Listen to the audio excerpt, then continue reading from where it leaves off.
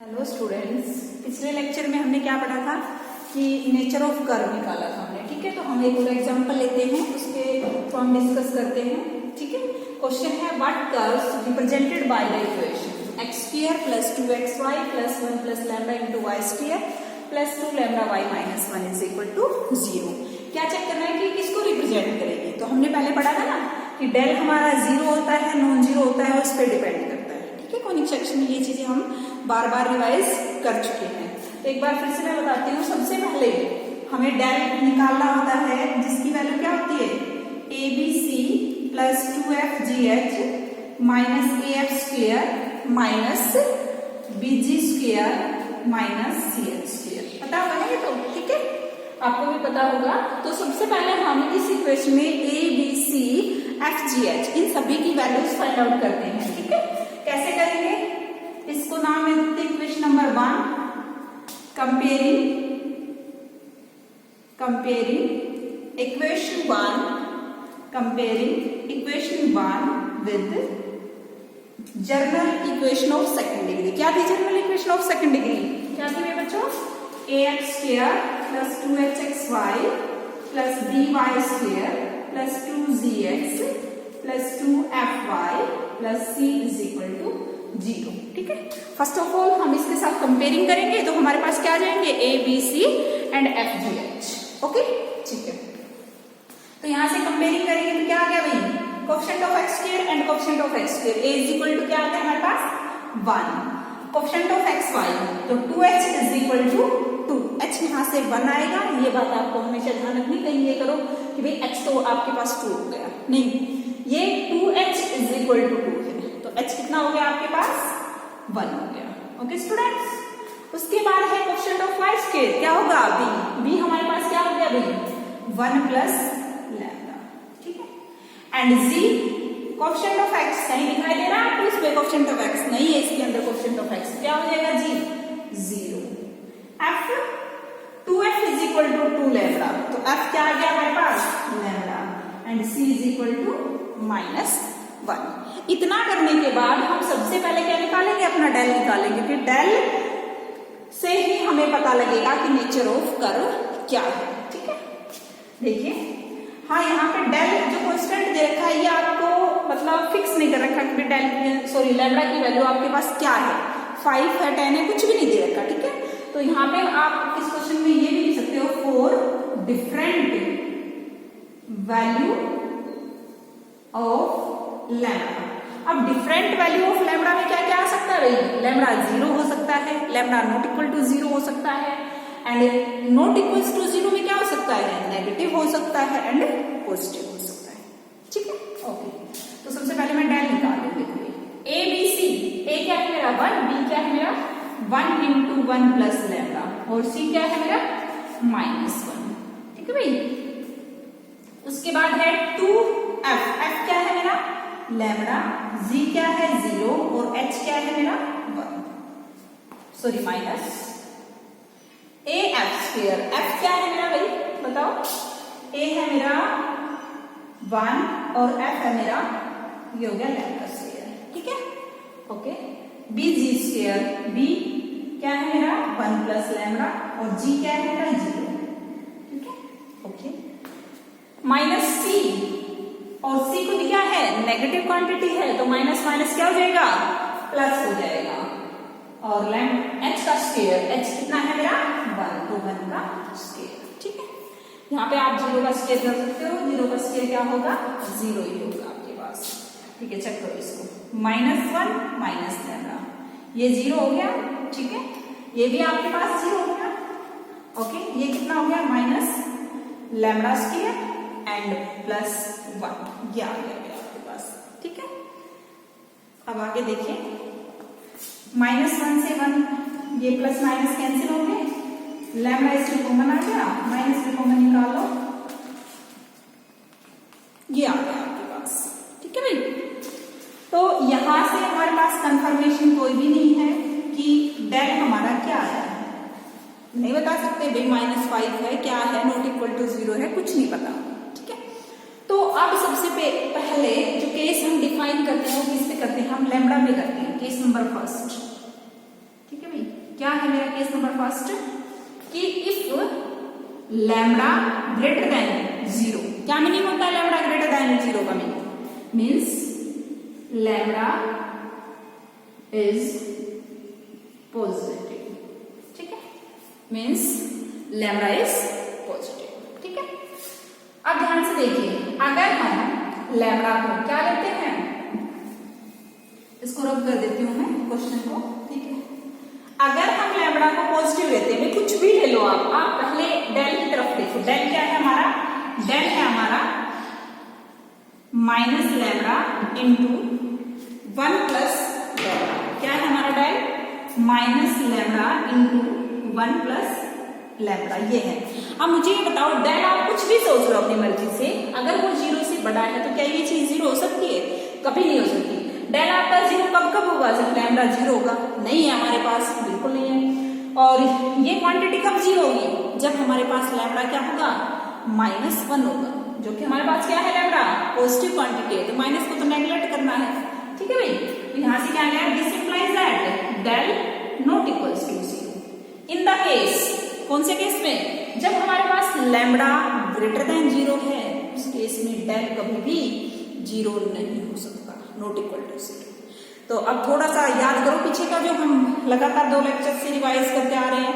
Nature of curve निकालने के लिए सबसे पहले डेल निकालते हैं, अगर डेल नॉन जीरो है तो हम क्या चेक करते हैं, AB माइनस h², AB ये हमारे पास 1 इंटू 1 प्लस लैम्डा, और h क्या है हमारे पास, लैम्डा, ये हो गया, ठीक है भाई।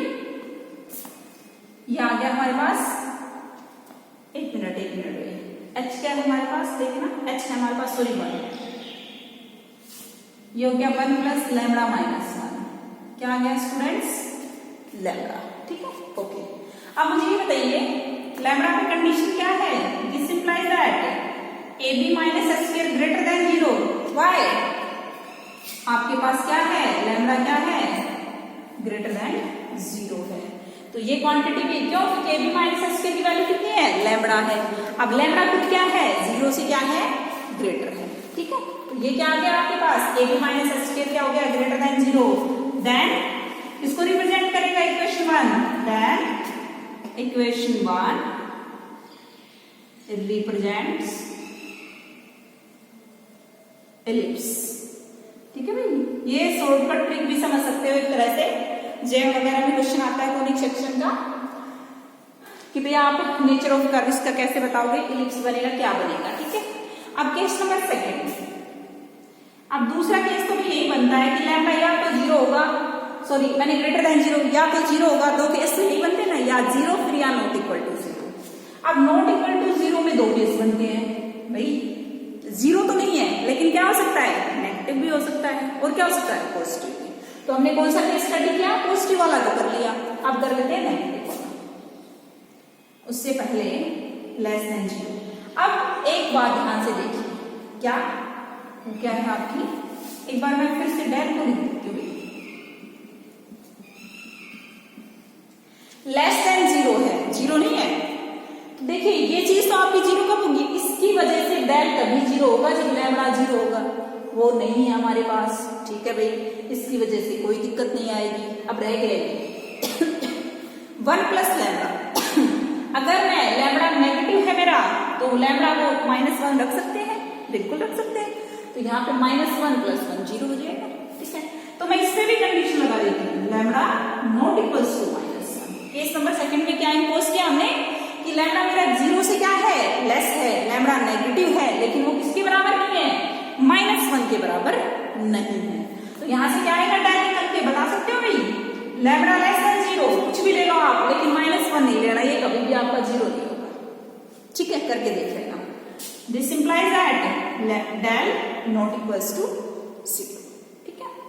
अब फिर से हम चेक करेंगे AB माइनस h², तो मैंने निकाला था AB माइनस h² क्या आया था, मेरा लैम्डा आया था, यही दोबारा निकालोगे तो भी यही आएगा, ठीक है। अब देखिए लैम्डा क्या है मेरा, लेस देन 0 है, लेस देन 0 मीन्स नेगेटिव, सारे नेगेटिव क्वांटिटीज बस किसको छोड़कर, -1 को छोड़कर, ठीक है, ओके। तो AB माइनस h² क्या हो गया, less than 0, then equation 1 represents किसको रिप्रेजेंट करेगी बताओ नहीं, किसको, हाइपरबोला, हाइपरबोला। ठीक है भाई, ओके स्टूडेंट्स। तो ये हो गया हमारा less than 0 and not equals to -1। अब हम -1 का भी ले लेते हैं, ठीक है, क्योंकि हमें क्या करना है, हमें सारे ही केस स्टडी करने हैं। ठीक है, अब ले लिया मैंने केस नंबर 3। क्या है मेरा केस नंबर 3? लैम्डा नेगेटिव ही है, ठीक है, और क्या है, लैम्डा इज इक्वल टू -1। या फिर ये भी कह सकते हो, ये जो केस लगाया उसमें अगर ये वाली चीज आप हटा दोगे तो सिर्फ और सिर्फ क्या रह जाएगा, इसको हटा सकते हो, हटा दो यहां से, लैम्डा लेस देन 0। अब केस नंबर 3 हमने क्या कि लैम्डा को क्या ले लिया मैंने, -1 ले लिया, ठीक है।